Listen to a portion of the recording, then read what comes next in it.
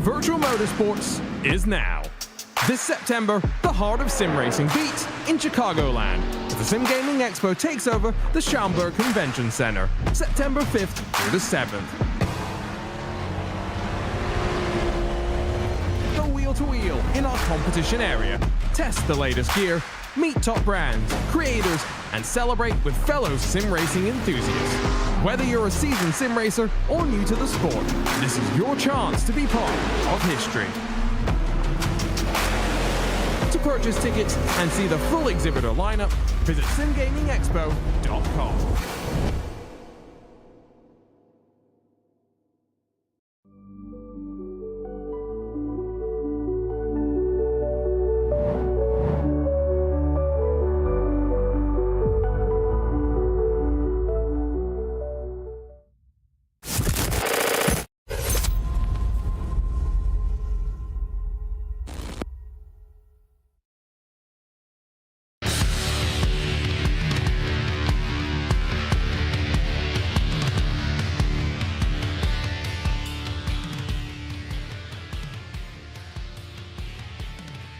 Live from iRacing's virtual Charlotte Motor Speedway. Welcome into the premier sim racing, Sim Gaming Expo Truck Series, Profit Python 218. Welcome everyone. I am Derrick Watson alongside Emma Crow as our regular commentator Evan Posocco has the night off. Well, here we are, the kickoff of Memorial Day weekend at the iconic track everyone thinks of for Memorial Day weekend, Emmett. Welcome into Charlotte Motor Speedway. Well, thank you for having me. Yeah, this is a great track, and definitely, back in the day, the Truck Series actually ran with the All-Star race. So, but with this new, how they moved the All-Star race and having all three this weekend is definitely pretty cool. Yeah, it's very cool to have everything here. So, we are prepared to be strapped in for 75 minutes of racing as we are now into the last third of the schedule for season 1 of the Sim Gaming Expo Truck Series. We started all the way back on April 2nd, but here we are May 21st at Charlotte.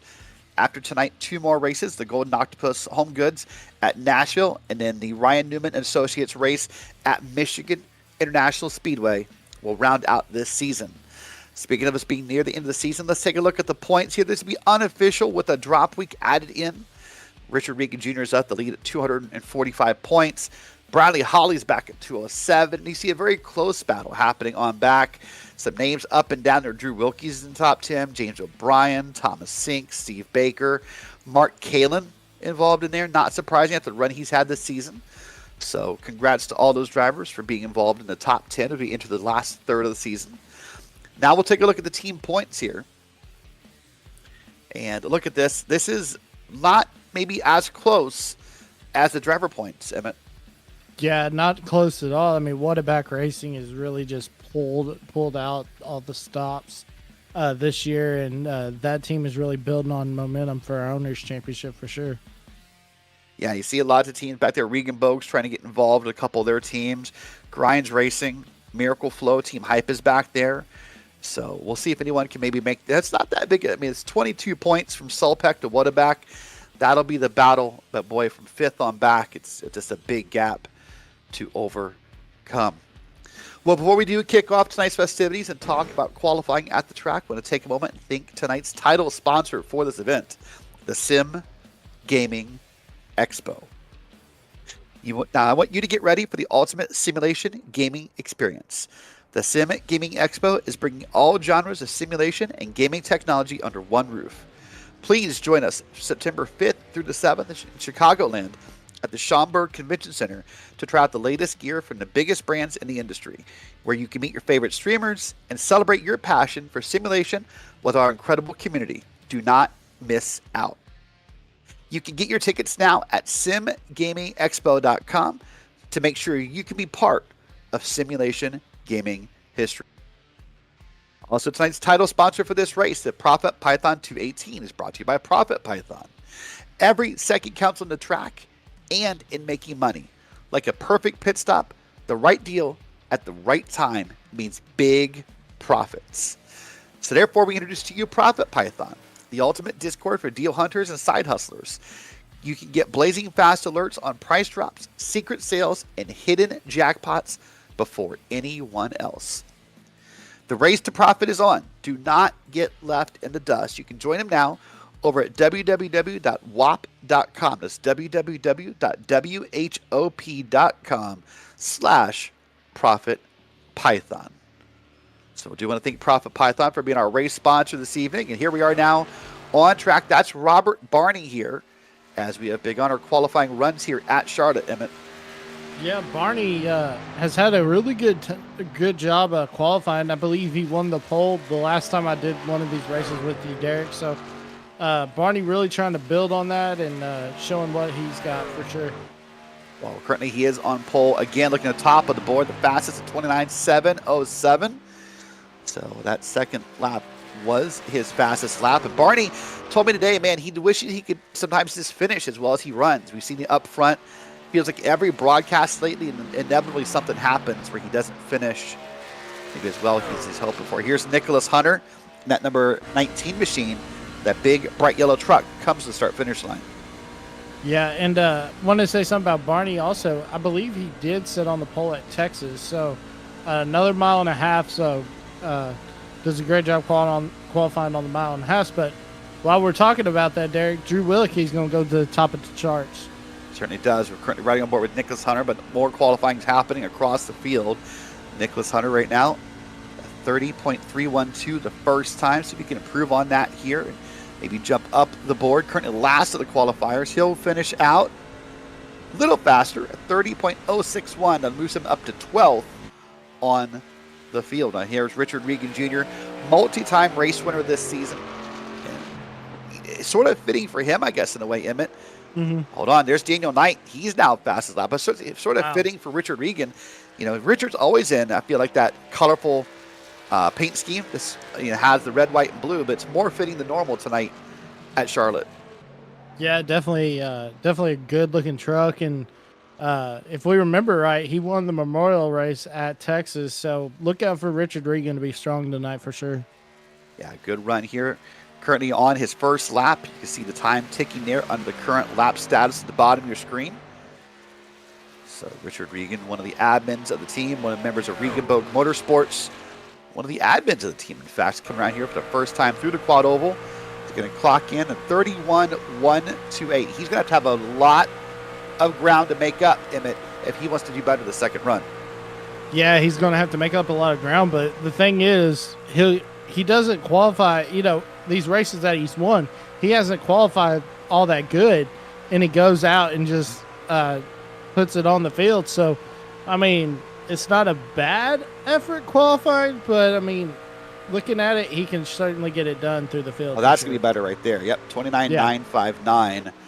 Not going to put him on top of the board, but it puts him certainly – it does put him top of the board. Actually, I apologize. That is a pole time for Richard Regan. I thought my numbers in my head were backwards, but nope, that is it. It actually came in at 29.6 at the official timing, so that is top of the board. Ted Lowendick now is going to try and make a run here. The Columbus, Ohio native has the gummy cluster on the front of the truck, and boy, oh boy, that looked a little loose out of that corner. Yeah, it definitely did, but Richard Regan wanted to put it on P1 in front of Daniel Knight. Those two have a little bit of history. I believe the first race I did with you at Dover is where we saw that contact. Yeah, and it's interesting to talk to the two of them because different aspects on if there is or isn't beef and whatnot. Ted does not get to complete his lap here, so that I believe is going to wrap up qualifying. And in just a moment, we're going to go ahead and take a look at tonight's Profit Python starting grid. Wait for the graphic to load here. There it is. On the pole, you saw it live on the channel. 29.6 flat. Richard Regan, part of Regenboog Motorsports Theon's next to Daniel Knight, part of Riding Shotgun. Third and fourth goes to Bradley Holly with Drew Wilkie on the outside in P4. James Morgan, part of Toby Rossi Esports, maybe his best qualifying run all season, up in P5. Next to Mark Kalin in P6 in that number 62 truck. P7 is Jeff Evans, one of the Miracle Flow cars that's repainted for the holiday. Next to Thomas Sink, also featuring a new paint.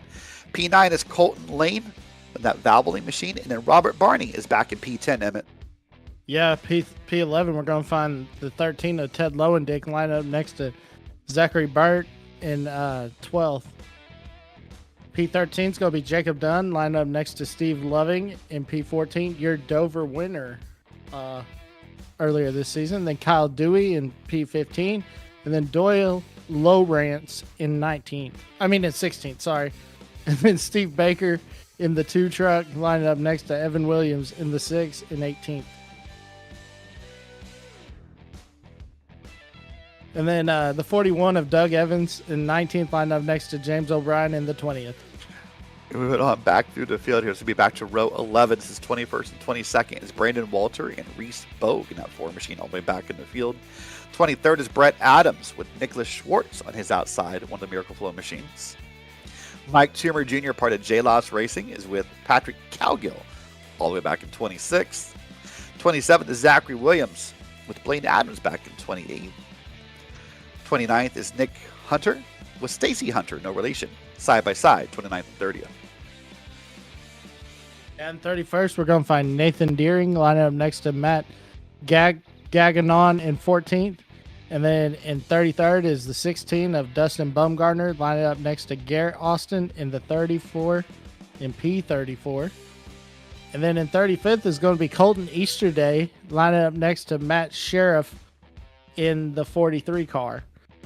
In P37 is going to be Brian Tope lining up next to Stephen Brunner in the 38th position, rounding. As a look top to bottom at your Profit Python starting grid. One more thing to go over. The following drivers were not allowed to qualify. You saw them towards the back of the grid. That was Matt Gagnon, Nick Seraph, Dustin Bumgarner, Matt Sheriff, Colton Easterday. All previous penalties from previous races. Well, they've added, race officials have added 1 lap to this pace lap. We are not going green. And while we get ready for tonight's race at Charlotte, it's also a good time to go ahead and take a look back at last week and using our Mr. Hedge race recap. And kind of remember the sights and sounds, the sights of Rockingham Speedway. Some beautiful pictures here. A race that was really a clean race, only I think 1 or 2 cautions involved. So a great run had by all. If you love these photos, let me talk about Mr. Hedge. It's sim racing photography that's full of unforgettable moments. Make sure you capture your favorite moments with Mr. Hedge iRacing photography. From action shots of your first win to slick stills of your latest livery, or even that wild crash you'll never get to live down amongst your friends, all of them can be turned into memories with Mr. Hedge iRacing photography. They're simple, sharp, and made just for sim racers. Check out mrhedge.co.uk and get your best moments in focus. Mr. Hedge, capture the race, relive the moment. Well, Emmett, I think every race on the calendar is special for a sim racer, but tracks like Charlotte, I think, carry a bit more of a moment you want to relive if you can win here. What makes this track so special for sim racers? Well, I mean, we think about, in real life, this is the backyard of most teams. So, and we see how important it is for them to win. So I think it transfers over to the sim world, and really, this is the birthplace of NASCAR. So, I mean,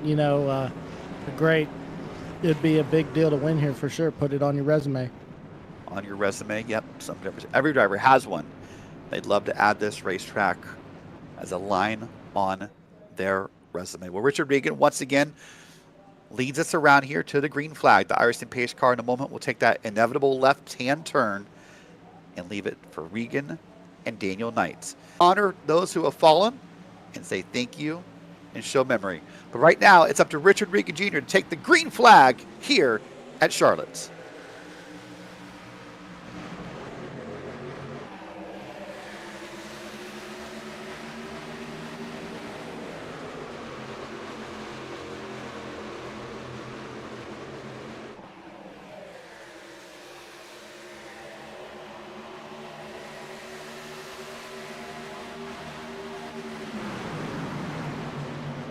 Breaking news, lap 1. Looks like Richard Regan jumped the start. Wow. We're going to get a replay later. But you see him there. He's coming down pit road. This will be a black flag for a restart violation for our pole sitter. Oh my gosh, Emmett. This is a big moment. Yeah, this is definitely a big moment and a huge moment at that, Derek. It'll be interesting to see how he handles you know, coming back from being a lap down, as now we see Daniel Knight going to lead lap number 1. But look at Drew Willicke right there. He's right there on the back bumper trying to find a way to get around him for sure. Yeah, he's going to see what he can do. Everyone's got to have a bit of a smile on your face. You've had a big run from Regan all season, but now he's to the back of the field. So now it's Knight, Wilkie, Kalen, Holly, and Sink. 1, 2, 3, 4, 5. And Drew Wilkie just the fastest lap. That'll tick off a few times here, but he was less than a tenth of a second faster than Daniel Knight. Yeah, and here he goes. He's going to drive it into the corner right here, trying to get alongside of him, and he's going to rocket past him. So Drew Willicke's going to lead this lap, and Mark Kalen trying to get around Daniel Knight now. Yep, new leader Drew Wilkie is now up front in that number 63 black and red machine. As you said, made a smooth move right around Daniel Knight. You see, again, no surprise, when you're the fastest lap twice in a row, you probably do take the lead early in this race. Look at that on back, 5, 6 cars. Single file. Here's a replay. This will be Richard Regan Jr. This is the restarts. And hold on, caution's out on track. That's, you see how the car behind him kind of had to check up. Yeah. Regan was probably on the throttle a little playfully. Gosh. But here's a big wreck here early in this race. See Mike Toomer Jr. So he's got some required repairs on that truck. A few others involved here. About the 2.5 minute mark of the race. And Derrick, guess who gets the free pass? Richard Regan. Say, yeah, I was going to ask. This is probably good news for Richard Regan. Let's watch the replay here, top of your screen.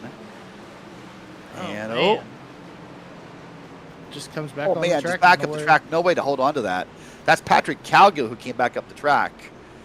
And I'm not sure if he got bumped or snapped it loose. Well, I didn't do another replay to confirm that maybe. But that was, I mean, he had no control of that truck. That was just along for the ride.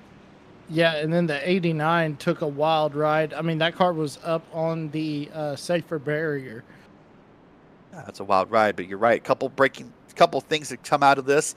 Looks like possibly Mike Toomer Jr. out of the race, or at least a bunch of repairs get fixed.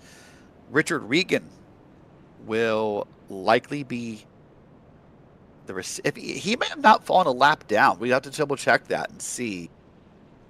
Yeah, he might not have. So that'll be here. Let's watch on board again. This is from Mike Toomer. Oh, sorry, this is from Reese Bogue. Pardon me. Oh man! He just snaps it back into Calgill, and then up the track, Calgill goes, and boy, it's just carnage there on back. Oh well, that happened quick. So Regan, I think, was on the lead lap at the time of caution, and the only 2 cars a lap down or more now are direct cars: Calgill, Toomer, Garrett, Austin. So no lucky dog in this first caution. Well, and Regan ran the fastest lap of the race so far on that last lap before that caution came out too. Yeah, might have been driving a little angry. Yeah, might have. Well, here we are, caution number 1, about 2.5 minutes, 3 minutes in. I think this can be one of those things that they're kind of, I don't want to say expect from this track, Emmett, but this track and these trucks kind of draft dependent, right? You're all kind of tucked in close together, and you see just how close we race here. So inevitably, there's going to be a couple bumps and bruises along the way. Yeah, there's definitely going to be some bumps and bruises. I think about Timothy Peters, came around and got hooked on in the quad oval, and then went sliding through back when they had the grass before the chicane, and went through the grass and started barrel rolling in the infield. So I think about that, but yeah, it's going to be a great race for sure, and a lot of beating and banging, and carnage could probably pay it a factor too. Well, lights in the pace car out, so we're going to double file this up and get it moving once again. It'll be Knight, Wilkie, Holly, Kalen, Barney, and Sink, your top 6. And looks like Daniel Knight has chosen the outside lane here for this restart. Interesting. I wonder if he's trying to get a push from Bradley Holly.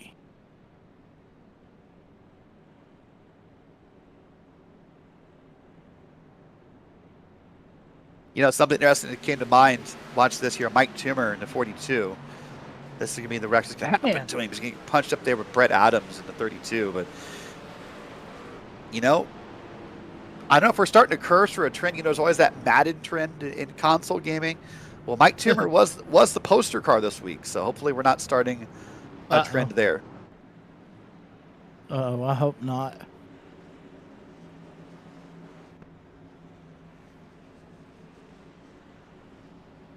All right, we're coming around here out of turn 4, and the pace car once again pulls on down. And right now it's going to be on Drew. It's going to be on the leader, which is scored as Drew Wilkie here. Green flag, no black flag top of your screen. This is going to be a clean restart, and Wilkie pulls away.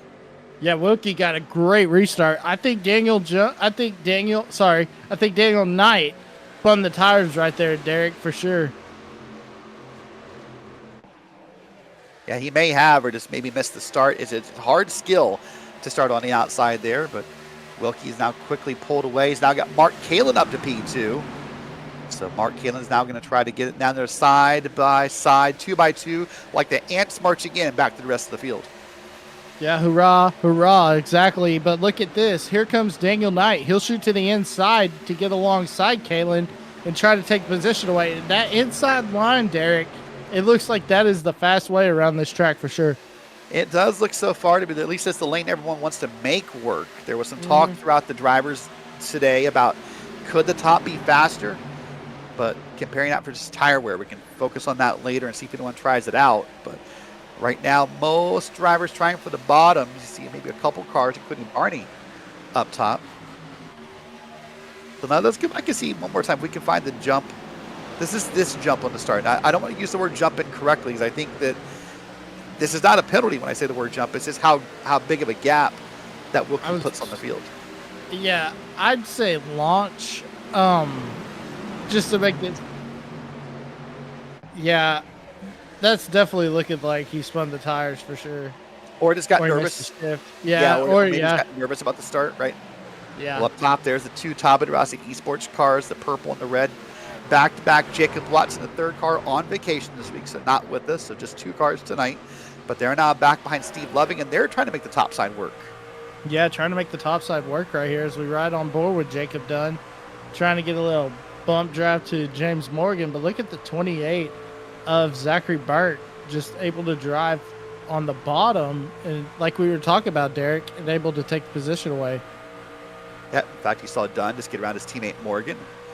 He's now going to take that spot. He's got a truck to his inside. Doing pretty well. This is a battle back for 11th on back right here. So this is going to be Dunn, Lane, Adams, Kyle Dewey's back there, and others, Doyle Lawrence, James Morgan, and others. So beautiful battle back there.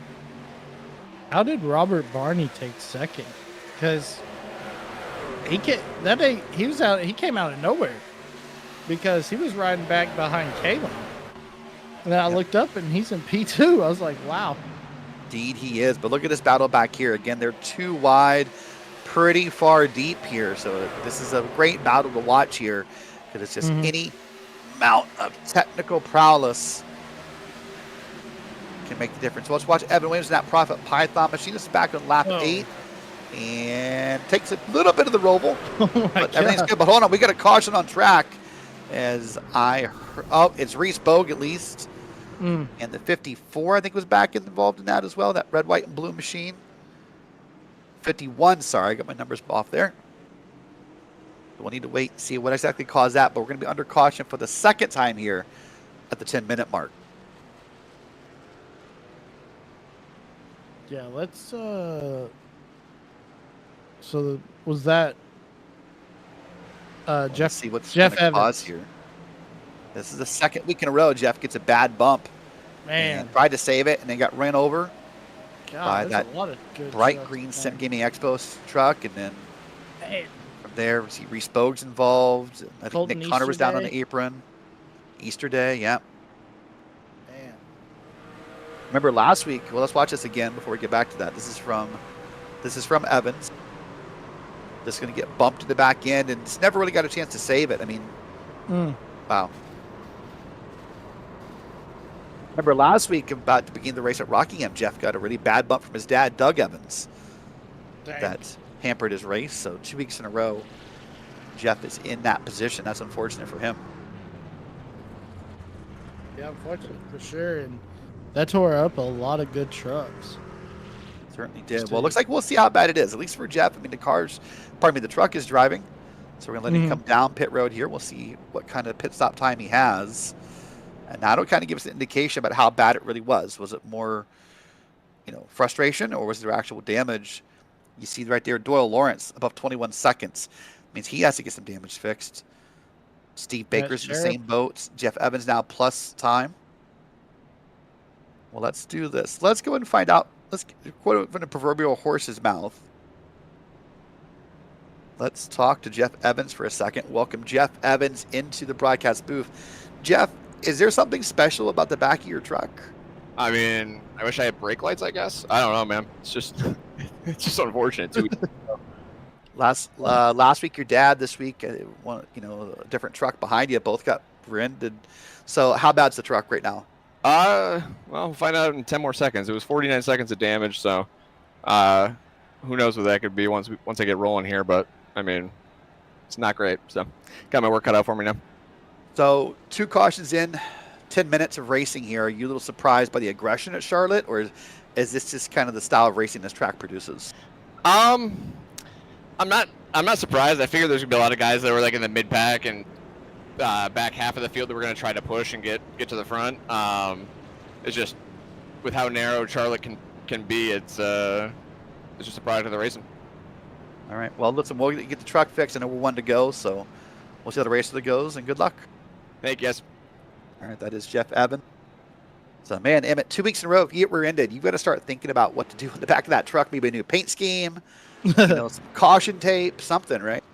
Yeah, definitely. I definitely get some backup lights or something. But some metal back there, something. Yeah, and then to be taken out by your dad last week, though, I mean, that's just that leaves a sour taste in your mouth. That'll make the weekend grilling a little awkward, won't it?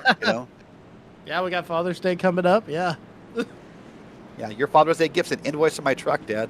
Congratulations. The back bumper. Yeah. Open the gifts. Just a picture of my back bumper. That's a good idea. All right, well, here we go. We're going to rack him up again as Wilkie, Barney, Daniel Knight, Ted Lowendick's up there, Bradley Holly, Steve Loving. So a few new names are creeping up, but for the most part, the same as it's been all race long. Well, once again, the pace car driver comes down pit road. And these drivers are coming through the quad oval. It's in the hands of Drew Wilkie.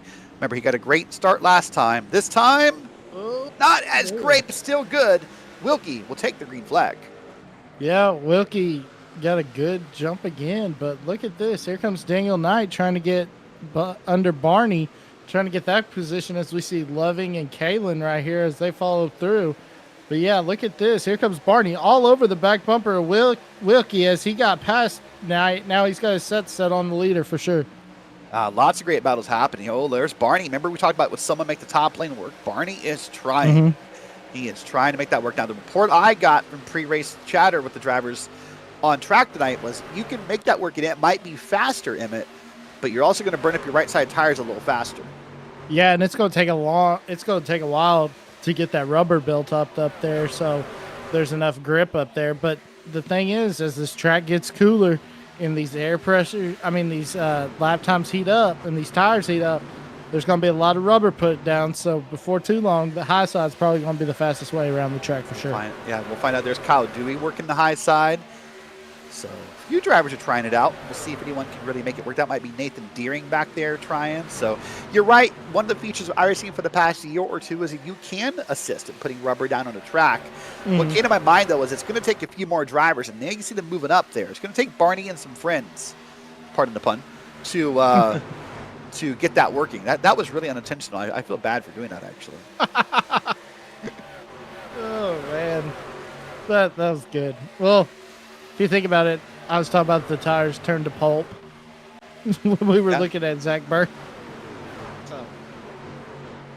Well, there's Jacob Dunn now. He wants to try to make the outside work. There's James O'Brien as well. So a few drivers are curious. And sometimes it's just the fact that when you get those long lines on the bottom, it's not that you want to go inside. It's that maybe that long line gets so long that checkups start happening and you kind of get frustrated. And you just think that the top lane may be, better for the moment, right? Yeah, and as we see, looks like Kalen trying to get around Dunn, as Dunn has really got shot out of a cannon. He's coming up to the front, Derek. But you know what's going to be really cool in the future is when you have the ability to put down resin or PGA1 into these turns at these 1.5 mile and short tracks. That'll really play a factor too. Yeah, if that comes out, that would be an interesting feature to see on the service, that's for sure. Dunn, of course, an Alabama native, member of Todd Rossi Esports, one of the senior members, and a pretty integral part of the core of that team, not just on the racing side, but involved in a lot of the activities. So really a great member, pretty active, and I said, loves his Roll Tide comments. He could put a Roll Tide in anywhere. As a Buckeye fan, it's kind of annoying. Yeah. Well, I bet you he would hate hearing this Boomer Sooner, after what happened this year. But yeah, that they just seem to be able to put Roll Tide in anything, and it's just weird. Yeah, it's a weird culture, and that's so. Well, right now, he's got to be happy with his running order. Currently, he's sitting P7. This is the front 7. Wilkie, Barney, Knights, Lowendick, Holly, Loving, and Dunn. And the line goes on back from there. Man, this was too wide a moment ago, Emmett. But as far as the eye can see, except maybe for Barney and a couple others running the high side, we're pretty much single file. Yeah, pretty much single file. But Daniel Knight's coming up there. And that is an interesting paint scheme, Derek. I got to looking at it.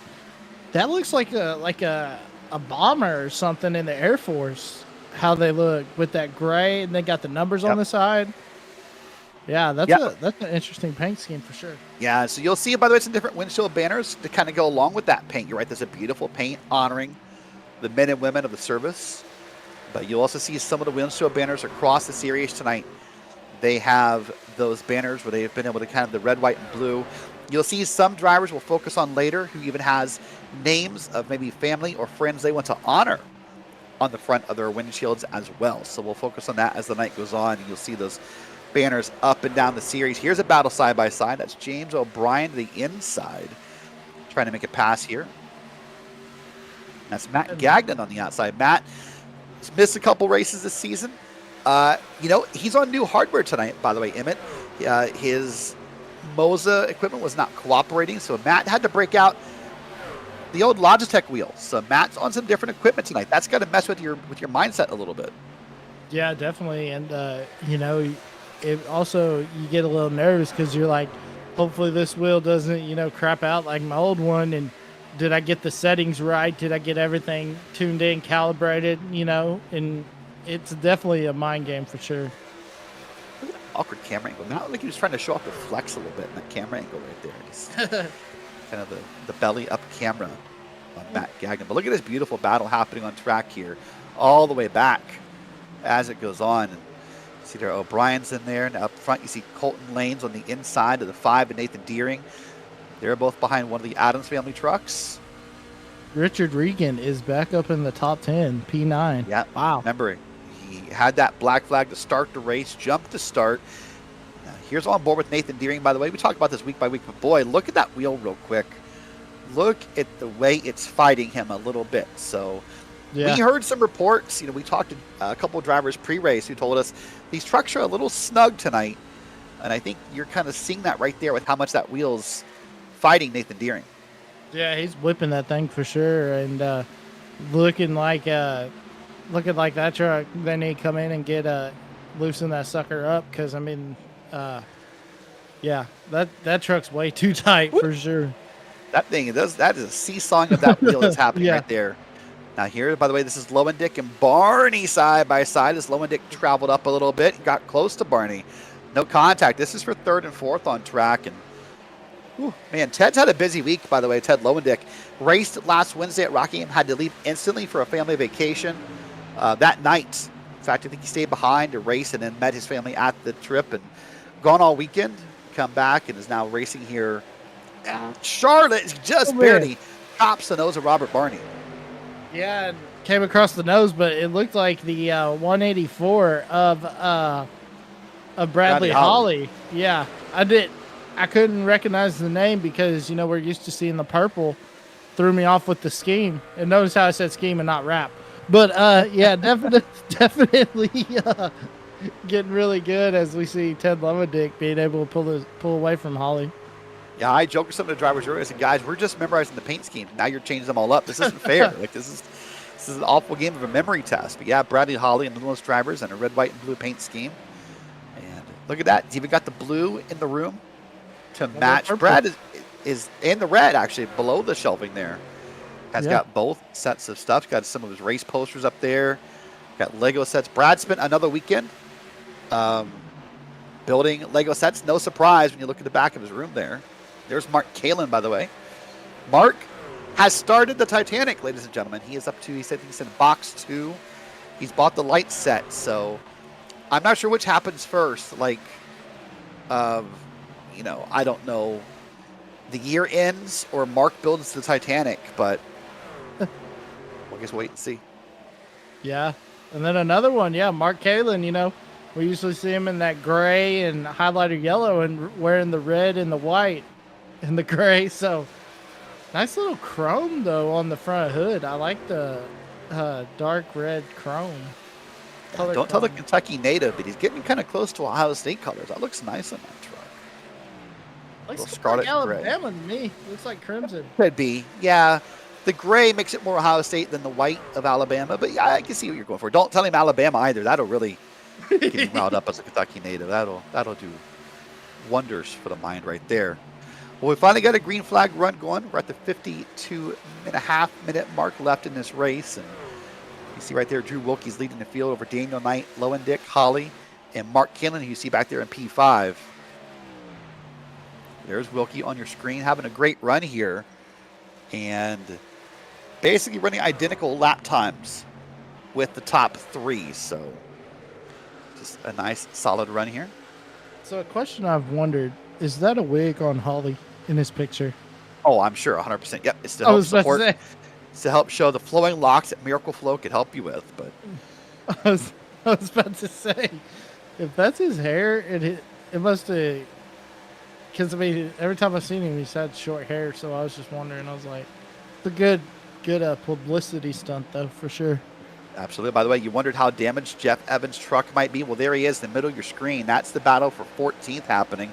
He just got by Evan Williams and just by James Morgan. So obviously the truck, some damage, I'm sure, but maybe not as bad as it could have been. Mm-hmm. Yeah, and then as the night, you know, we should be getting close to green flag pit stops. So, I mean, when he comes back in, you know, slowly but surely, just little by little, getting it fixed, and then all of a sudden it'll be a brand new truck before too long. Yep. Well, the good news for him, I think, is he said only about 49 seconds of damage is what he told us in the interview. So, probably not much more to fix. Well, speaking of that wreck, I want to talk to the driver who really kind of was the person who kind of got the worst end of that wreck. Let's go ahead and welcome in the number 42 driver, Mike Toomer, into the booth and see if we can get Mike to unmute. Well, Mike, it looked like when that wreck happened, you had no idea it was coming. Mike, you out there? Let's see if we can get Mike to get a microphone button set. Hold on, Evan Williams and James Morgan. Bottom of the track. Oh, man. Oh, there's contact up top as well. Steve Baker. Mike Toomer, you got a copy? All right. Well, we're going to see if we can work with Mike Toomer and get that microphone fixed. But let's focus on the caution for the moment here. We'll put Mike Toomer back in the waiting room for just a second here. And Derrick, I just want to say, Richard Regan, P5.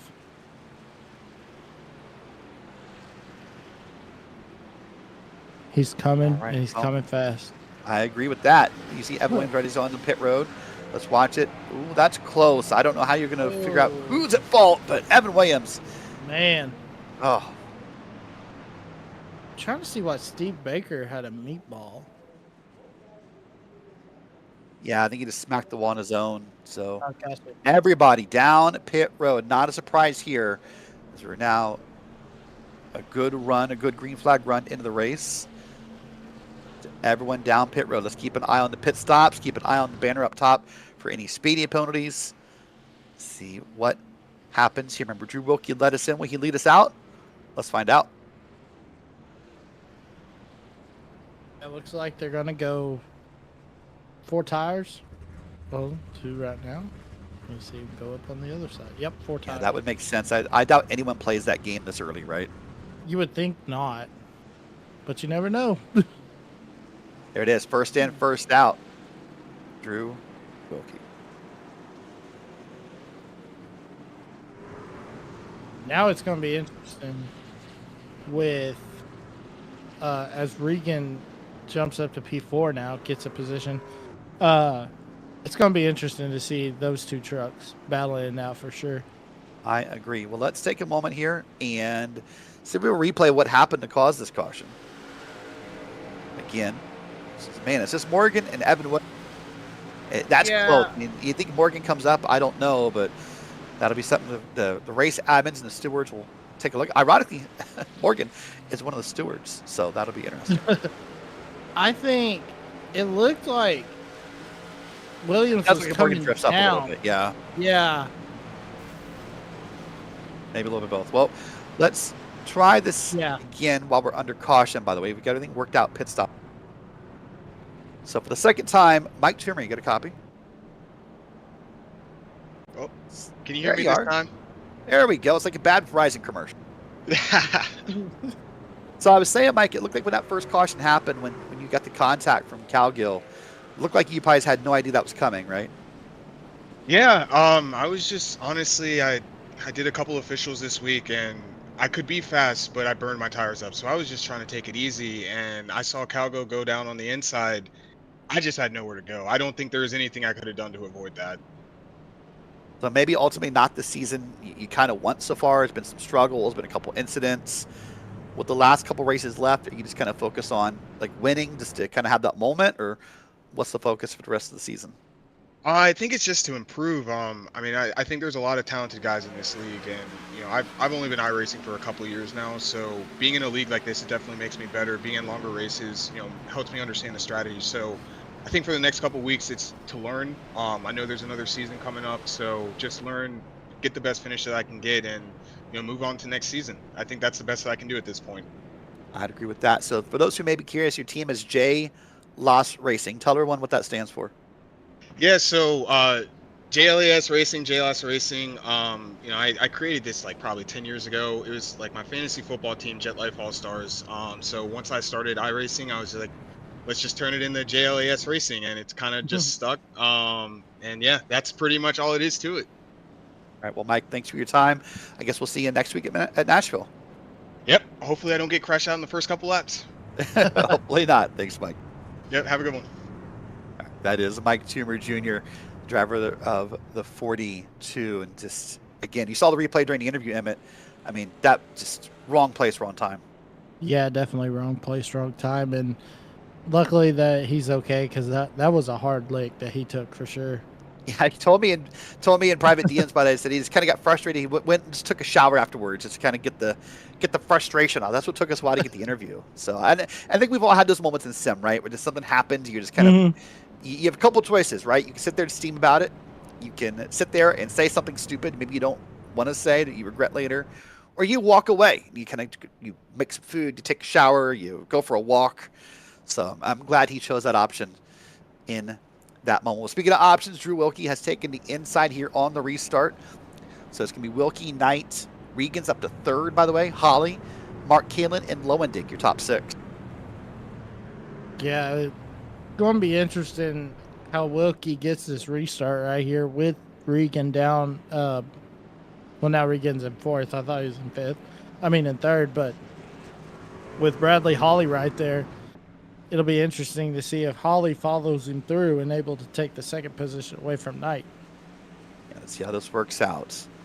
As we now go green with about 44 minutes and 50 seconds on the clock.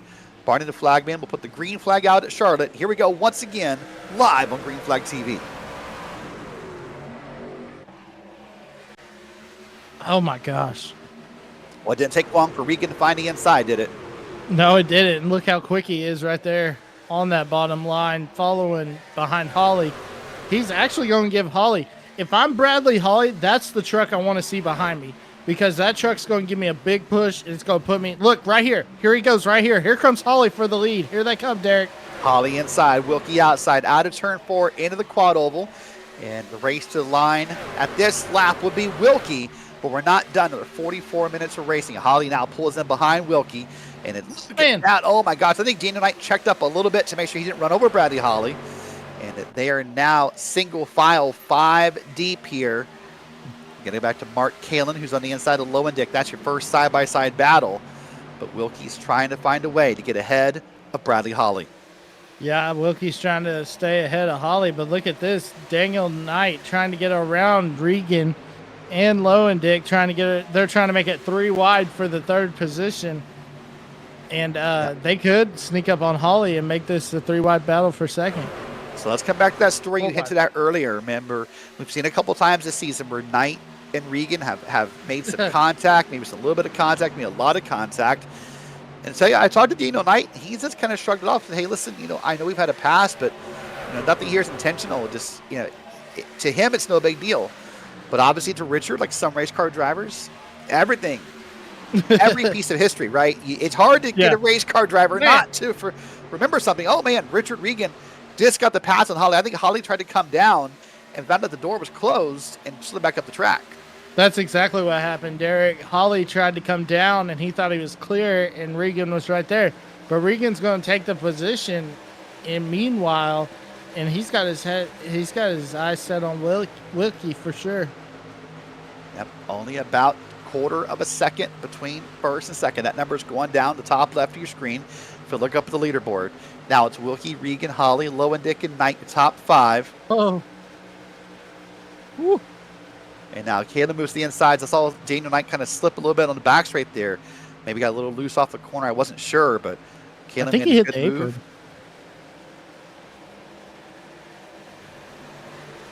Again here, let's watch Knight. This is what you're talking about. He got down those tires below the blue line, and that's what we both saw separately. Because now watch him try to fight the truck up the hill. Yeah. And that's how Caleb made the move. Yeah, definitely. And now he's out in no man's land on that outside line, There's not enough grip there. But, now he's got to play monkey in the middle trying to get the position back, but he can't push it because he could either take Low and Dick out or himself out. Yeah. Well, you said there's no grip up there. There was no grip below the blue line either. So he was really in between a rock and a hard place, right? But here's on board with Jacob Dunn. And let's watch this for the lead. Here it is. Richard Regan, remember, he gave up the lead on lap 1 after the black flag for the restart violation, down into turns 3 and 4, and he has reclaimed the lead. There's the onboard look. Richard Regan, you see all the sponsors behind him. I call him the best salesman in all of sim racing. He is now leading again at Charlotte. Yeah, and look at that. 3 wins as we see the 3 stickers on the sponsors background. And we see all of it, Mission 22, the MS Society, all the stuff back there. And trust me, if we interview him, he'll read all of them. So yeah, to go them all later. But there he is. Look at that, doing a good job.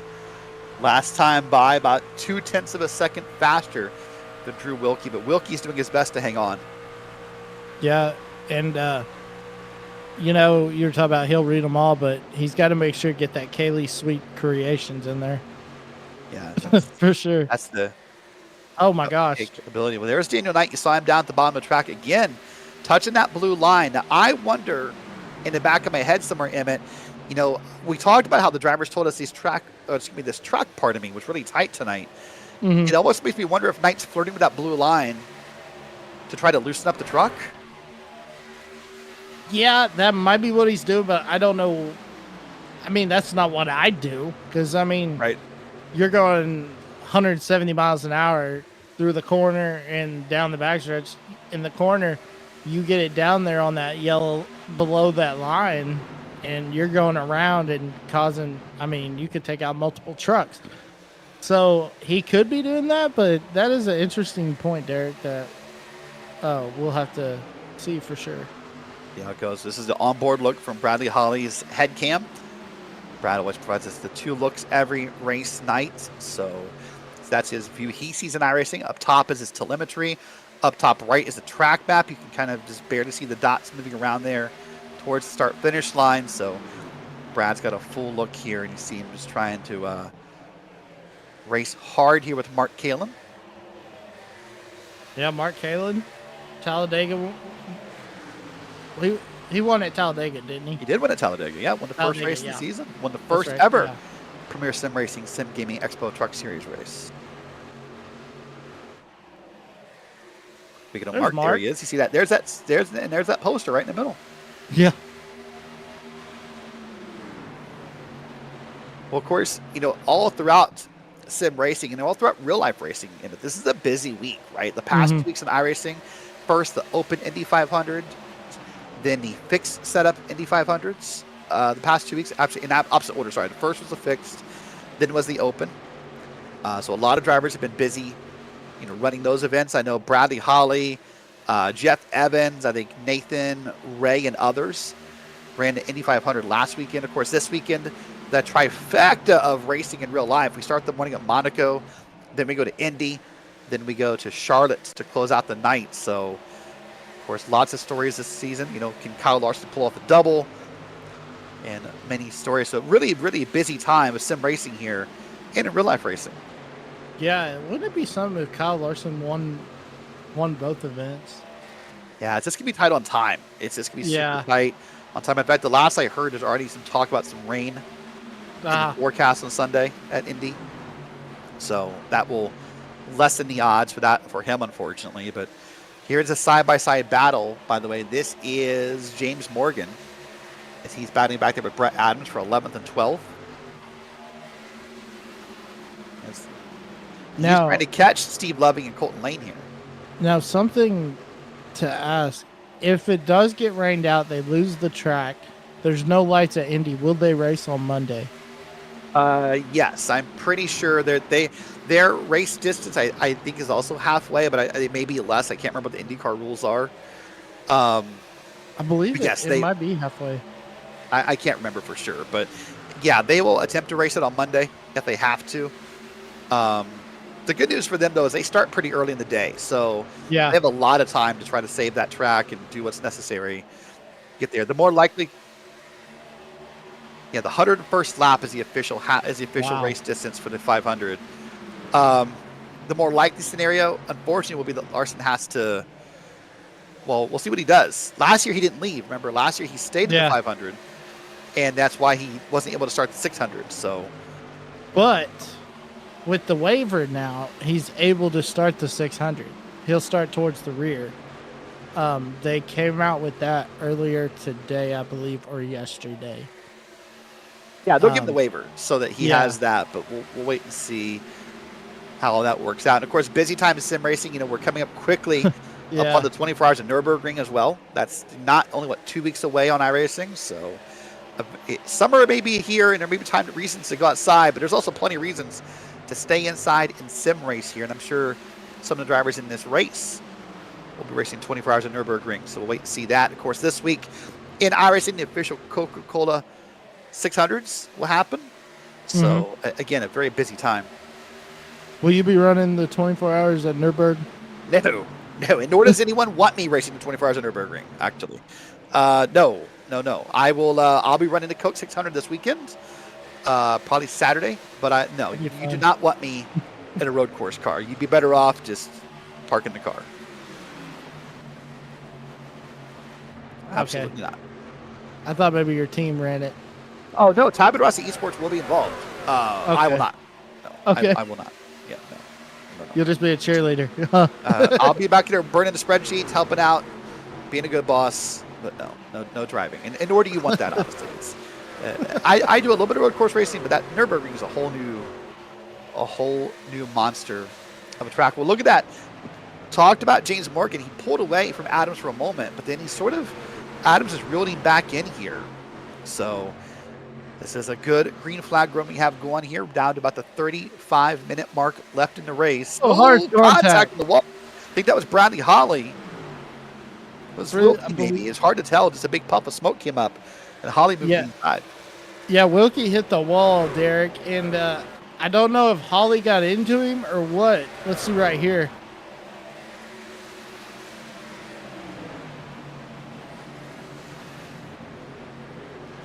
Yeah, there it is. I think he just got arrow loose and hit the wall. Oh, man. And that wall is becoming a familiar sight for some of the drivers here this evening. Yeah, I thought that was a replay there for a second. Yeah, me too. I was like, no, that's different. That's a different truck in the wall. I thought the same thing. That's why I was kind of like, oh, I've seen that before. This is going to be Ted Lowendick with that gummy cluster up there. And up. Yeah, Car right in hit front of the me. wall. Hit the wall, yeah. That's the thing about the aerodynamics in this truck.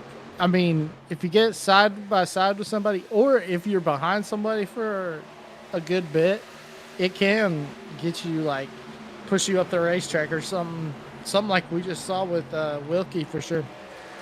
Yep, definitely can happen. That's some good. Oh, let's Kalen the wall again. Oh, that's Wilkie. I keep saying Kalen. That's Wilkie up in the wall. 63. The car paint tonight have really got me all turned around. So yeah.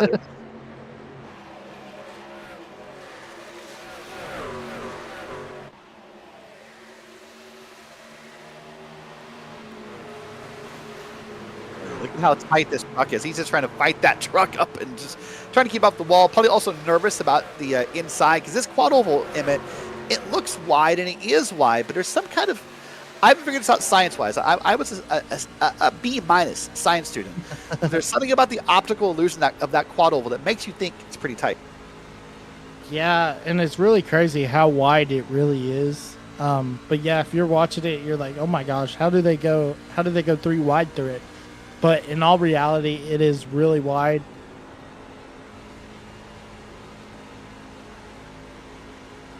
But yeah, that's what I think, Derrick. It's definitely pretty crazy.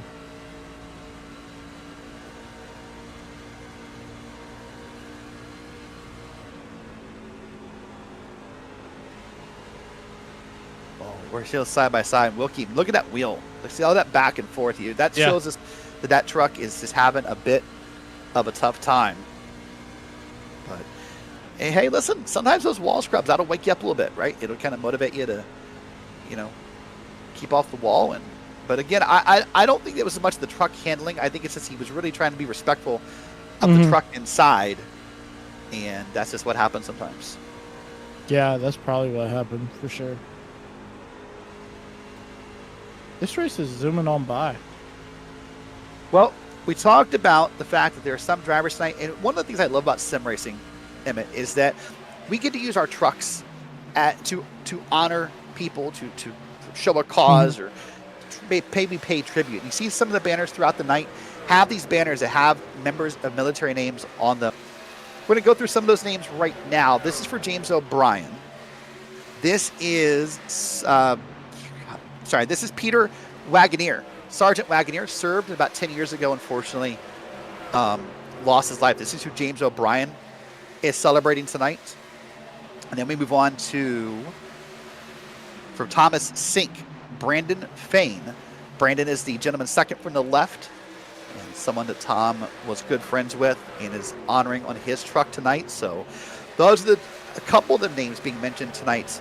We're able to show photos of. Also, we got Sergeant Brandon Ettinger for Steve Loving. Tech Sergeant Robert Moy is who Robert Barney is riding along with. And Elijah Cowgill, an E4 specialist, is who Patrick Cowgill was honoring on his truck. And of course, Memorial Day is sort of a holiday that was a big talk in the Discord today for PSR, actually, Emmett, because, a lot of people, and rightfully so, don't take this wrong, want to honor all military on Memorial Day. And some of the veterans in the room said, no. There's different holidays, right? There's, there's Veterans Day, there's Memorial Day, and all kinds of different ones. So Memorial Day is technically for those who have fallen in service, but I think it's appropriate that we want to go ahead and honor anyone who maybe has or is serving, regardless of their status. Oh Hello. Speaking of Thomas Sink, there was a little how do you do inside of Jacob Dunn. Yeah, and shout out to all the vets, all the men and women out there fighting for our country, fighting for our freedom. Y'all are the reason why we get to do this freely, really awesome, and they're in our hearts and our prayers for sure. I agree. Let's take a moment here now and do our Miracle Flow team update. And follow along with our 4 Miracle Flow drivers. We'll go up and down the board, starting with Bradley Holly in P2. He's had a great run all night, Evan. Or not Evan. Evan's off tonight. Sorry, you're Emmett. That's your name. He's had a great run on it. I'm so used to Evan. It's happened. Had a great run in that red, white, and blue machine. And at times, it's not able to wrap in the lean. And we're going to move on back through these a little bit quickly here. Next on the Miracle Flows would be the Evans, I believe. Jeff Evans back in P11. Remember, he got involved in that early incident. We were scared the truck was damaged, and so was he. But that truck appears to be faring fairly well for Jeff Evans. That he is back here on track. Next down the list, we would find either Doug Evans or Nicholas Schwartz, actually in P20, I believe is next. Nick also in that red, white, and blue, number 171. That's a much different look than what Nick puts on. And he's about 7 seconds back. Just needs a caution. See if maybe he can get back involved in this race. And then the 4th Miracle Flow machine would be Doug Evans. Look at that. Very different look for Doug. No longer wearing that classic bright green. That number 41 is back in P27, Emmett. Yeah, and Doug's having a hard time all night, just trying to get a good finish out of this and help that Miracle Flow team out for sure. Yep. So that's been your Miracle Flow team update. Just a reminder that Miracle Flow is more than just hair care. It's built for the bold. They were born in Rochester, New York in 2015. Miracle Flow was created out of vision and necessity to level up the flow and the lifestyle that comes with it. They're made right here in the USA, and their products are crafted for quality and performance you can feel. Whether you're lined up with the boys getting ready to go to war or stepping out looking sharp, Miracle Flow keeps you looking and feeling unstoppable. No shortcuts, no gimmicks, just real results that speak for themselves. Miracle Flow, because your flow isn't just style, it's a statement. Boy, I think some statements are being made by the Miracle Flow machine tonight, including Bradley Holly, who is trying his darndest to catch Richard Regan Jr. And lap by lap, maybe a 1/10 of a second faster per lap, but when the gap is 1.4 seconds, it's going to take a while to get there. Yeah, it's definitely going to take a while. Man, Bradley Holly just got loose right there coming down the the back stretch. And, yeah, he's trying to catch him, but, when he's got a 1.4 second lead on him, it's going to be tough for sure. Well, here we are, 26.5 minutes to go. Richard Dickens, of course, led a bunch of laps after that penalty to start. There was another wall scrub right there, involving, I believe, a lapped truck in the back of that picture. And there you see about Holly to Regan, 1.6 seconds. So that graphic's kind of backwards. You see Regan's losing time on Holly. So technically, Holly is the faster truck. Steve Baker black flagged, so he'll need to come down for speeding on pit lane. So if it's on the pit lane, he'll have to serve it on this pit stop, Emmett. Looks like it was, because that timer's just moving up. So he'll sit there for a while and think about what he did. Yeah, definitely. And Derrick, I got to ask you, we've got a pit stop coming up, don't we?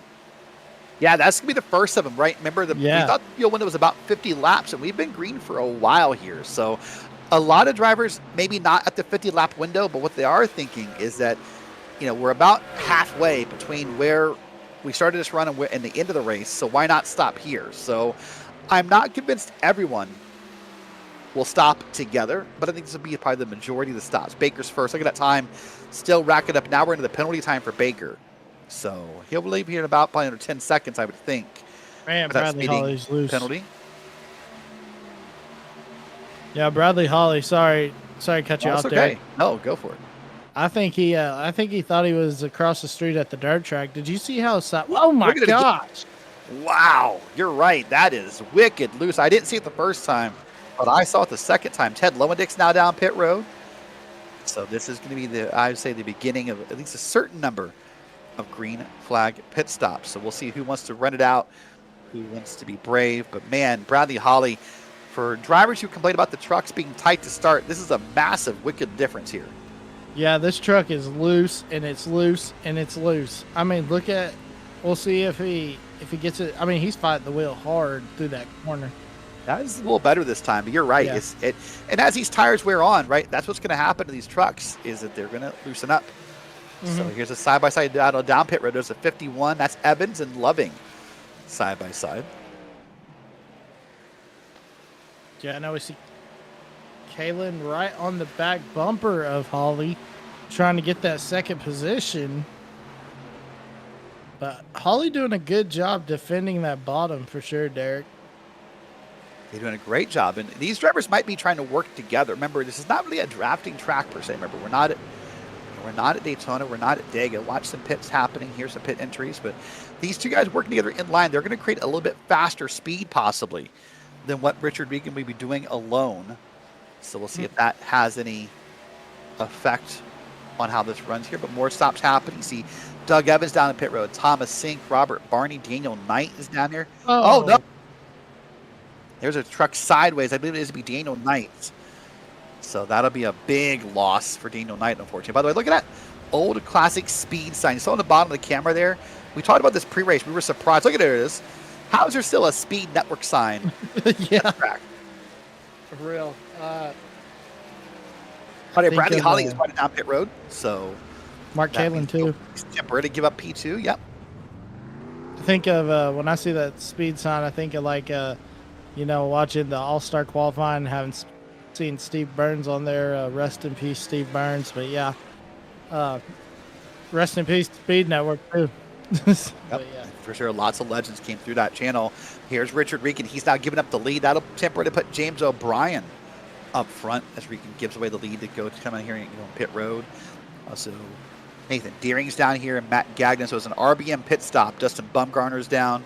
So that team has decided to really kind of work together on their pit stop. Well, it's going to be O'Brien, Dunn, Colton Lane, James Morgan, Nick Hunter, Brett Adams, on back through P10, Zachary Burnt. These are the drivers who've, I was going to say not yet pitted, but James O'Brien just went ahead and chopped a name off that list.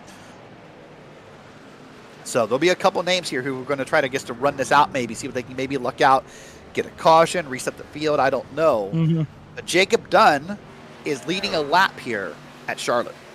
Yeah, he's got the fastest lap of the race so far too. And look right here. I mean, that is a gaggle of trucks, and that is very scary. I'd be backing out for sure. No, you can't. And the reason why it's scary, by the way, is because a lot of those trucks, watch them blow by. That means they have new tires, right? Right, and yeah. They're supposed to be patient. That doesn't mean they're patient, right? Yeah, yeah. You try telling a NASCAR driver, race car driver to be patient. Be patient, yeah. It doesn't go well, does it? So this is the top of the Rossi Esports 1-2. And boy, oh boy, look at him just getting right around. That's Steve Loving making the pass. Here comes Drew Wilkie. He's going to try to kind of,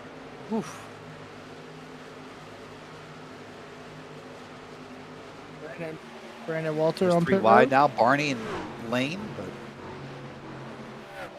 James Morgan, I believe he's up. so you got to think for now, what's the strategy here? I mean, is it just hope for the caution, you think? That's what I'm thinking. I mean, maybe he sees how tight these truck packs are, and maybe he thinks he's going to get lucky and get a caution. But, I mean, there was a reason why he couldn't get to pit road. I mean, because that lane was blocked, and there was no way of getting around it. So, I mean, now that he doesn't have that traffic, it'll definitely be interesting to see what he's doing. Yeah, remember, this is James Morgan. This is technically P2. Dunn is up ahead by about a second and a half, but they are quickly letting driver after driver unlap themselves. So this will be interesting to see what this plays out. And of course, and then to expand, I think their goal, by the way, is just to hope that maybe that what happens here is that if we run enough green flag laps here, the drivers who just pitted, by the way, that maybe they want to pit again if or when that yellow flag comes out, right? Let's watch Mark Kalen here. We're told there's about 4 or 5 laps to go. This is pit entry. Woo, buddy. Never mind. Oh, and he is so lucky he did not. He is so lucky he did not get a commitment cone violation, because that was close. It was close. Like I said, came close to taking the rollable chicane right there on the front straight, didn't he? Yeah. Oh, wow. How did he not get a penalty for sure? How did he not wreck the car? Like, that car could easily have snapped back around the other way. But yeah, he So could have hit congrats the to him for barrels. that. A couple too. more cars to pit now. Brandon Walters down. Daniel Knight is, by the way, that's a long pit stop. Is that a? I do not see a black flag assisting Daniel Knight currently.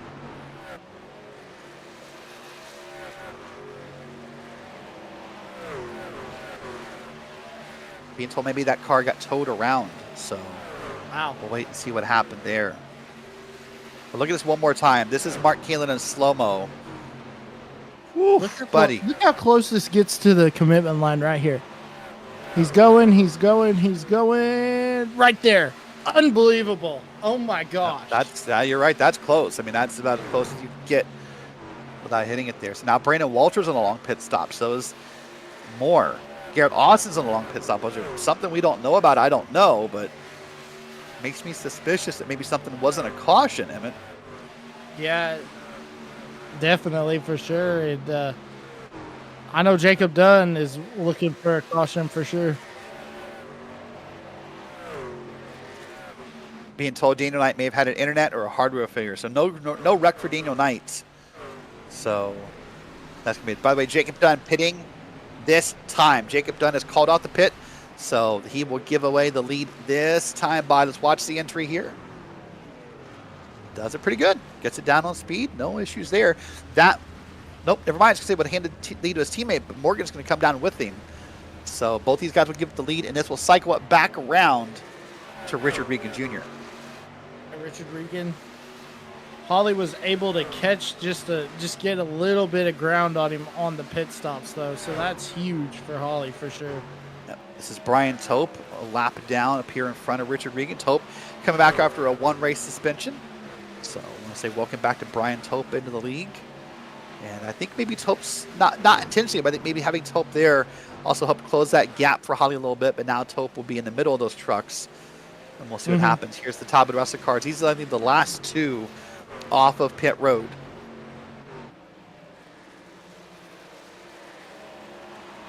Well, with pit stops and about 17 minutes of racing left, let's take a moment and go side-by-side racing and say thank you to our sponsor of CTNN B1 here live on Green Flag TV.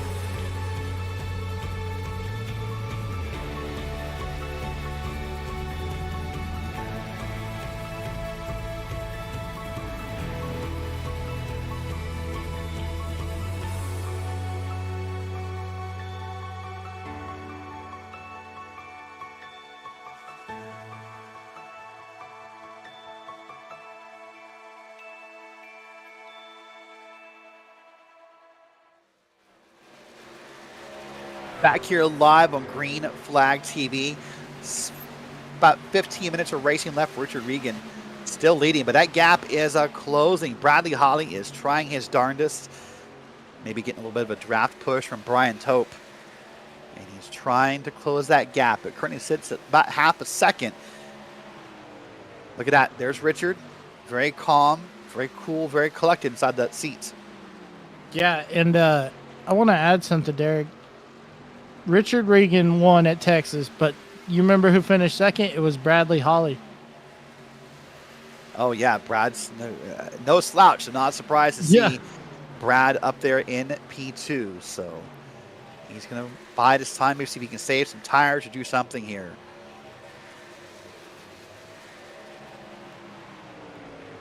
Well, throughout the field, it's pretty well spread out at this point here. You'll hear some call-outs every now and then, and maybe some passing or some requests for a lap car to let someone by. But this race has gone green for a while, so the racing has spread out. And now Richard Regan's starting to open up that gap. It looked like maybe under commercial, that maybe it was closing up a little bit. But now it's opening a little further. Let's go back in the field. This is Ted Lowendick. He's riding here with I believe that's the 63 of Drew Wilkie behind him. Yeah, we see Wilkie just drive to the inside, trying to get alongside of him. Now he's going to shoot to the inside and try to make the pass, but Lowendick got that high side playing in, but all in all, Wilkie's able to get to the position. Yeah, this is the battle for third and fourth, and Wilkie takes it, gets up in front of Ted Lowendick, and gets up front here on the back straight.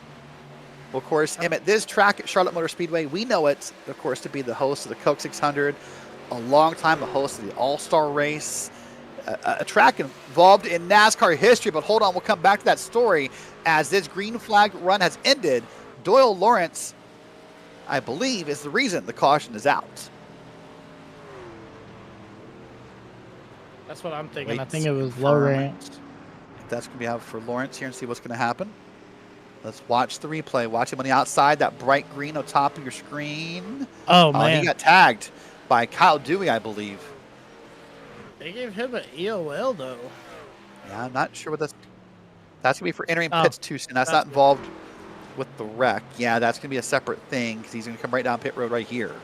Yeah, I see the lights. Him and Kyle Dewey will need to wait and see who's going to be deemed at fault for that. But that's going to put the caution out with about 12 minutes to go. And this is the money stop. We'll see. Yeah, everyone down pit stop or down pit road. I agree. Yeah, this is it right here. You know, this is the nitty gritty. This is where Holly can make up his ground, and Wilkie, Lowendick, and how about Jeff Evans, P5, after being involved in a caution earlier. Yeah, it looks like from that replay, it's gonna be hard to tell who moves where. The only look. I know that was everything, but yeah, you're right. Look at that. I mean, Jeff Evans back up here in P5. You know, Drew Wilkie's been up here all night. I mean, of course, Richard Regan back to the front. One more look at it here. Watch. I mean, they both kind of move around, but I think the final move is right there. And I don't know. That's so close. I mean, sometimes wrecks are pretty wild, and we'll see here. But hold on, we got a couple stories to follow. First off, here's the trucks down pit road. Richard Regan, Bradley Holly, Drew Wilkie, Ted Lowendick, and others. Jeff Evans has stayed out. That is a bold move for sure. Yep, I think I see Zachary Burnt right behind him staying out. That might be a lapped truck. Nick Hunter's staying out. So we'll wait and see how this is going to play out here. Zachary Burnt's a lap down truck. Nick Hunter. To get his weight around, but wow, there's Regan off first.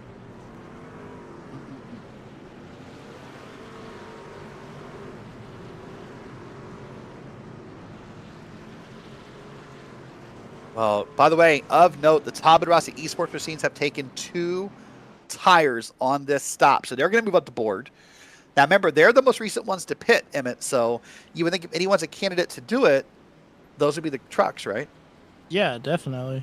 For sure. Well, let's just ask one of them why. Let's do that. Let's put Jacob Dunn on the hot seat.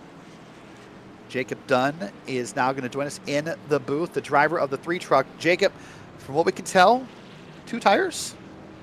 Yeah, 2 tires, man. Had a bad exit there, though. I forgot to shift the first coming out of the stall, but, 2 tires, that was the call for us.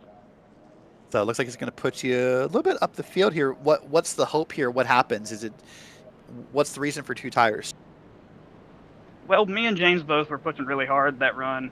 We stayed out long, tried to pick up as much track position as we could there, but with caution, we had to throw something to the wind and see what sticks, and hopefully it's going to be our truck going up the field. All right, well, I don't know if you noticed or not, but you, by the way, hold the fastest lap of the night at 29.764. So congrats on that. Thank you, man. I don't know how I did it, but I'll take it. Well, we'll let the Alabama native get back to it. You want to go and say it once? We said how you put that phrase and everything. What do you want to say to the fans right now? Roll Tide, let's get it, man. There it is. There it is. Well, Jacob, we'll talk to you later. Have fun. Thanks, guys.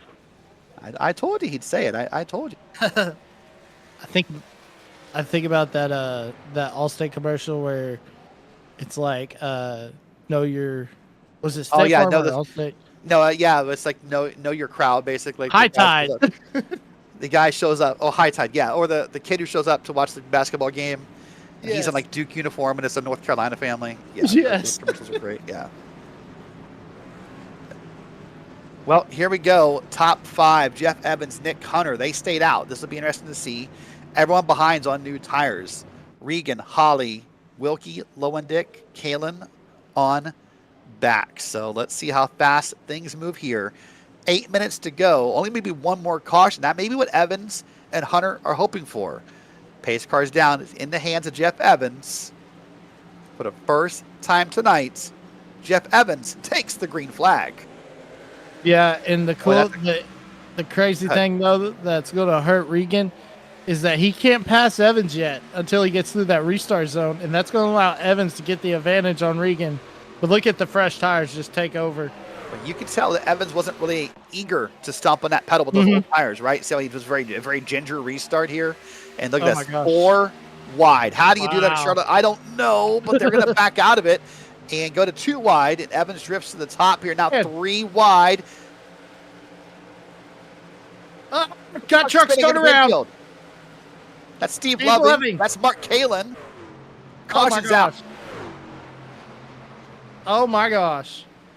I think I hear Colton Lane may be involved in something, or if not, he's excited about what he saw. Let's see what the call is here. Steve Loving and temporarily he's going to get a black flag for topping pit road through the grass here. But I think we're going to find out there's more wrecks, or a bigger wreck, pardon me, happened behind that. Watch out here. Yeah, there's the first 2 trucks. There's a third one in the grass. Oh, wow. Oh my gosh. That's Robert Barney. That's James O'Brien. Jacob Dunn. Jacob Dunn's involved. Man. My goodness. Oh my gosh. Those were some hard licks. Yeah, so a couple different wrecks happened at once. I wonder if maybe some people checked up for the trucks they thought were coming up through the grass. I don't know, but that was just, there were multiple flash points, if you will, to that wreck. Let's watch it again here. My goodness. Man. Oh my gosh. I think Jacob Dunn thought he had it cleared, and then he didn't. Traffic jam. Yeah, that's a good way to put it, right? Well, I'm glad there's no red flag in iRacing. Yeah, right, because there would have needed to be for that. So let's take a look and see how it lines up now. After that restart, after the tire strategy, after everything played out here, some trucks will be down pit road. But it's going to be Regan, Wilkie, Lowendick, Holly, Jeff Evans, your top 5. So, boy, oh boy. Let's see this in multiple parts here. This is the first part of the wreck. Mark Kalen and Steve Loving make contact. That's what I saw as we went to that shot of the front stretch. I saw those 2 sliding, but yeah, up top here, there's a separate wreck happening simultaneous to this one. Mm-hmm. But I think at this point it's already done, unfortunately. I believe so. I think that was they just slid through the grass.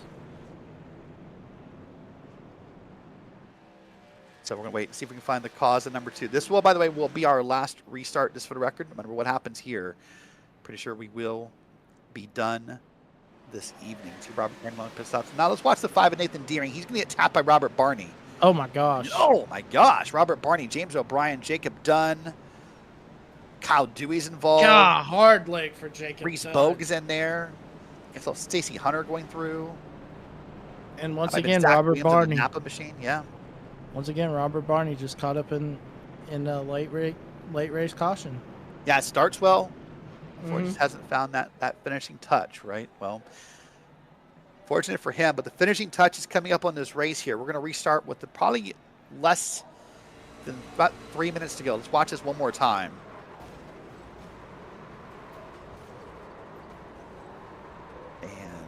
boy, oh boy. Just look at it all. People sliding through, and a couple of trucks made it through. That was Stacey Hunter, that bright green SimGamingExpo machine. He sort of just kind of glided his way through. He probably picked up a lot of spots there, Emmett.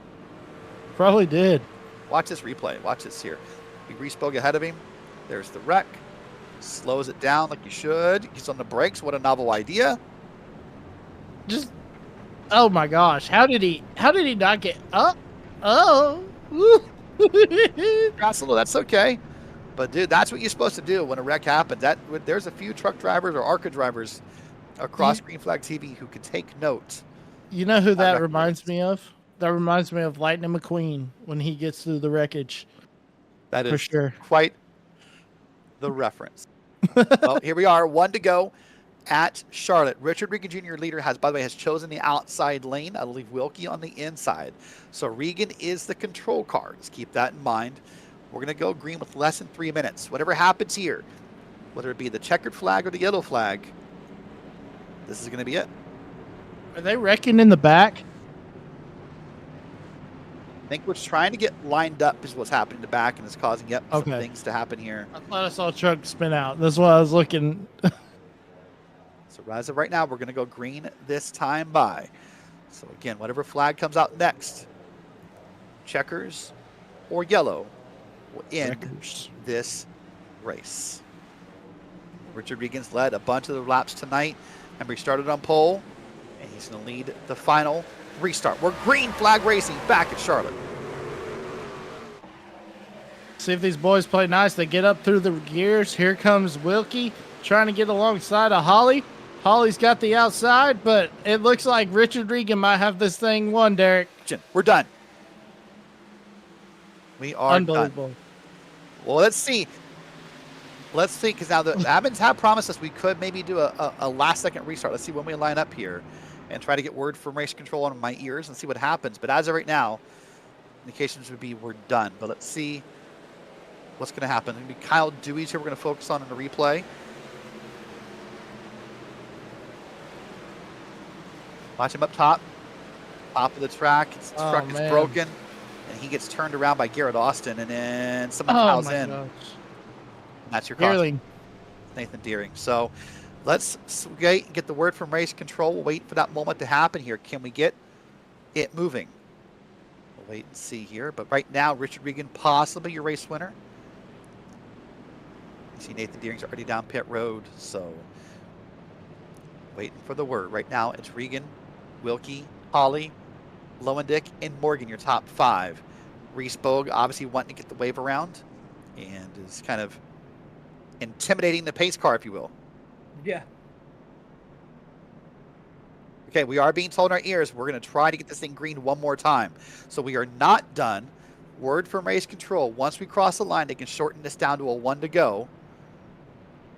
Richard Regan, again, taking the top. Let's talk about that real quick here, Emmett. Are you surprised that Richard Regan wants the top lane? Not at all. That truck Lights are off. We are going green. That truck's really been good on the high side as this race has went on, but Wilkie on the bottom, we've seen Wilkie, but Wilkie cannot get those restarts because he is not the control car, so that's going to be interesting for sure to see how he plays this restart out. Very interesting. A couple of interesting things to note here. Tire strategies. Remember, your leader's 4 tires.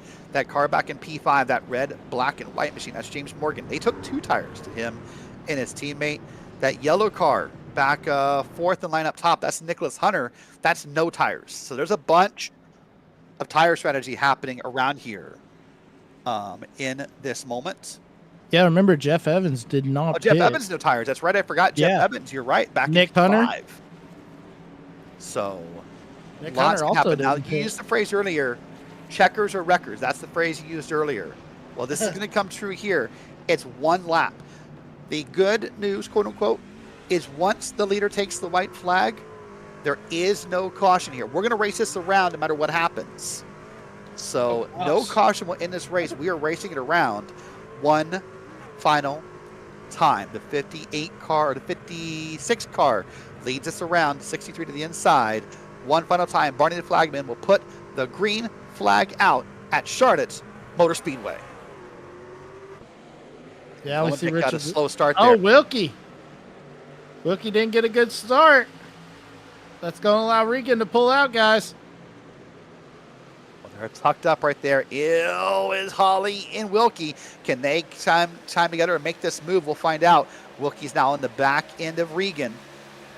1 lap to go. The white flag is out. This is it, no matter what happens. It's a 1-lap shootout. Wilkie to the outside. Turn 3 and 4. Not going to get there for the 4th time this season. Richard Regan. Oh! My goodness. Hard contact for Lowendick, but congrats to Richard Regan. Oh my gosh, look, we still got More in the back. wall. Adams. Oh my Boy, god. oh boy.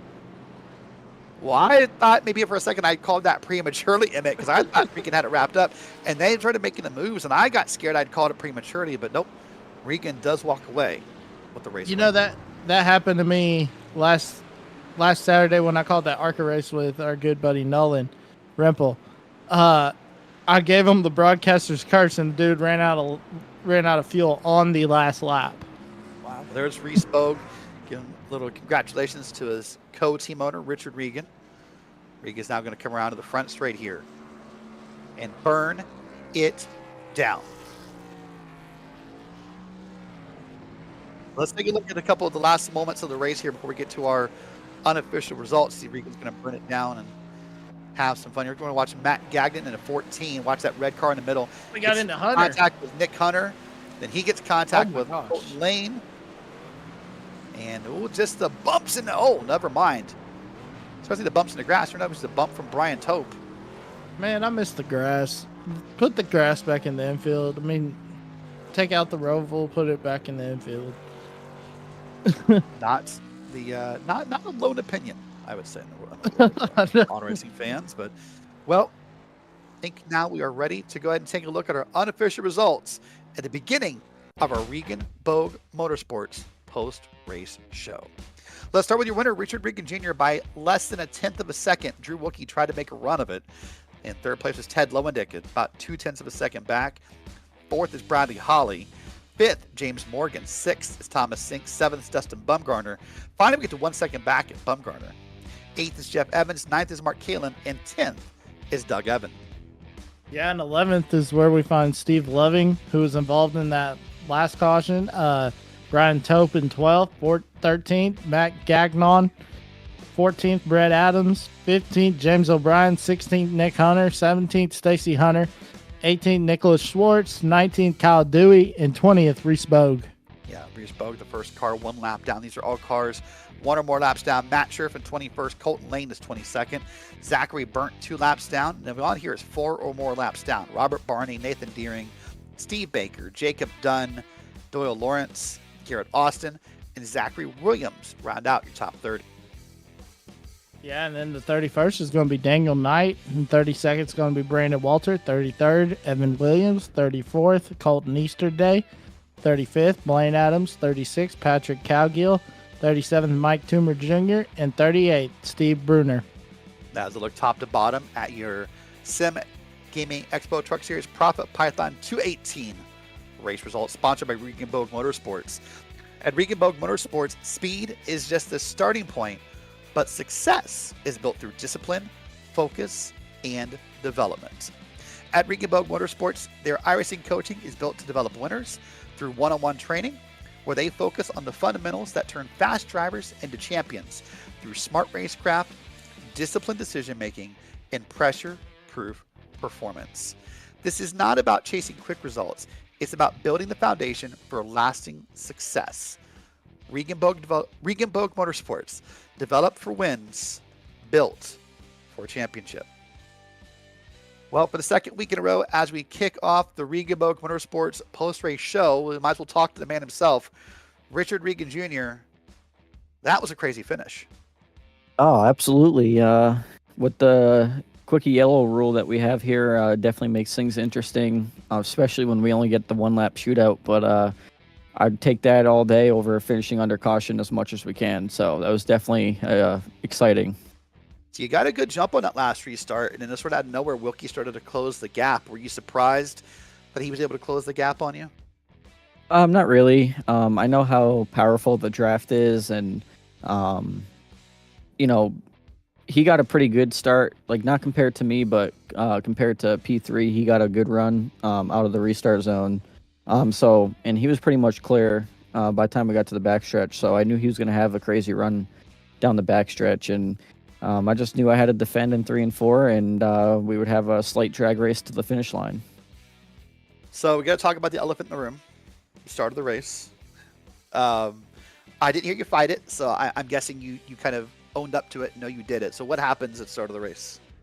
Yeah, I don't know. I feel like the green came out super late. I feel like normally the green never comes out that late, and it really messed up my timing. And obviously, I jumped the start, and it's 100% on me. So, had to come down pit road. Luckily, we were able to stay on the lead lap, and then we got a caution early enough to where I still had a lot of time to make my way up through the pack and avoided one huge wreck.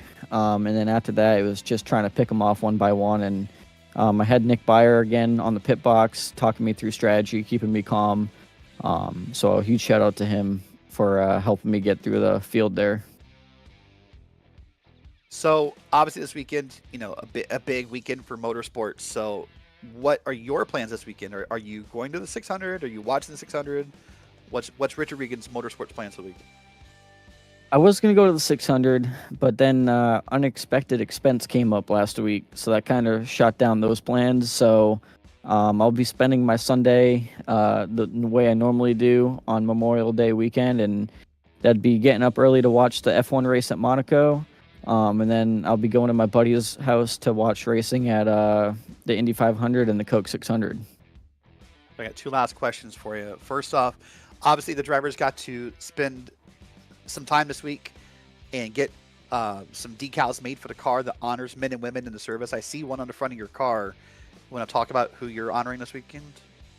Yeah, Senior Chief Petty Officer Scott Dayton. He was 42 years old, born in Virginia. When he passed away, he died from an IED explosive. I just, I don't really know too many people that have served that have passed. So, around this time of year, I'd take a look at a bunch of fallen soldiers and read up on their stories and try to find one that I kind of have like feelings towards. Scott Dane was one of those, and it's always sad for anyone who passed away overseas, but they make the ultimate sacrifice fighting for our freedom, and it's something that everyone should respect. I would agree. Well, I want to say thank you to you and the admins of the Premier Sim Racing and SimGamingExpo Truck Series for letting this happen with the honoring. I think we'll call it there and kind of end on that note, though. Richard, it was great talking to you, and we will see you next time. Thank you. Yeah, I'd like to give a shout out to Mission 22, Jay-Z Photography, Neonism Paints, Multiple Sclerosis Society, Stant Analyzer, everybody at Regenbug Motorsports. Shout out to Nick again. Everybody at Premier Sim Racing that races and supports the league, and then you guys at Green Flag TV. All right, Richard. Well, again, congrats on the win, and we'll see you next week in Nashville. Thank you. All right, that is Richard Regan Jr., race winner. And now I believe Emmett Crow has caught up with second place, Drew Wilkie. Yo. Drew Wilkie, you bring her home second, not where you probably wanted to finish, but what happened on that last restart? That's a win for me. Coming in second with the alien Richard out there and actually having a shot at it at that. That was wild, was it not? Yeah, that was pretty wild, and I thought you were going to get him maybe at the line there for a second. Holy crap, what a mess, man. I thought for sure I was done after those pit stops. I got held up coming out. Mm-hmm. I was slow going into the pits, and somehow I made the time back up, but that was pretty exciting at the end. I mean, we were almost 4 wide. If Kalen didn't check up a little bit, we were going to go 4 wide because those guys were on old tires, but man, that was a lot of fun. Well, is there anyone you'd like to thank out there? Just my wife for letting me shoehorn this in once a week, man. I don't, I took a 10-year break. I started in like 2013, raced for about 3 years, and then kids and life and whatnot for another 10 years. And I just started back into it about 8 months ago. and this is all I do. I've only ran like 3 or 4 open races, and so yeah, the fact that my wife and just myself for letting myself come in here and do this every week, I really needed this, and I really appreciate you guys. You guys are killing it, man. I've never seen a broadcast quality like what you guys are producing. Is amazing. So shout out to you guys for sure. Thank you. We'll see you next week. Appreciate y'all. Later. That is Drew Wilkie finishing in second place in that 63 truck. Now let's go ahead and talk with the driver who finished P3, the Columbus, Ohio native, Ted Lowendick. Ted, that was amazingly crazy one-lap shootout. Yeah. I'm glad this is a simulator and not a real thing, or I might be in the hospital right now. Yeah, it was a hard wall hit to the outside, wasn't it? Yeah, it was. It jerked the wheel pretty quickly, so I'm happy that iRacing put in that thing where it turns down direct drive wheels on impacts, so we might be actually going to the hospital. So. Yeah, no hands stuck in the wheel, hopefully, on that. It's kind of crazy. Well, an amazing run all night long for you. You had some moments, it felt like you were in the top 5, top 10 all night long. Of course, this is sort of the quintessential NASCAR track everyone races at. So what was it like all night long? We got reports the trucks were snug, but they felt pretty loose at times as well. Yeah. It depended on what line you did. If you ran the bottom, you were going to use up the right front a little bit. The top, you could use the right rear and kind of slide it around there and have a little more of a loose kind of feel.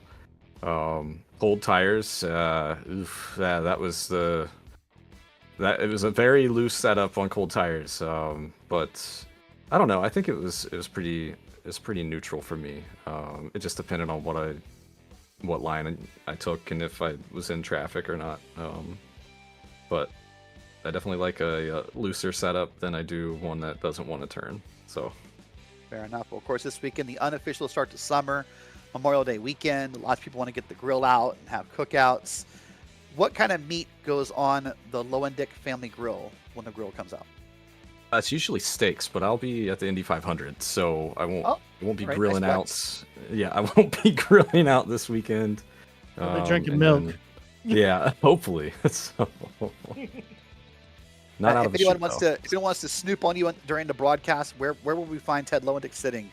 I'm at the exit of turn 3. Well, it's kind of like middle to exit of turn 3, about midway up. We're row U, I believe. So, okay. Yeah, it's a good spot. Get to watch some passing coming into the corner and maybe some crashes as well. Anything unique to look for? Do you wearing the banana or anything? Anything we can spot on the TV cameras?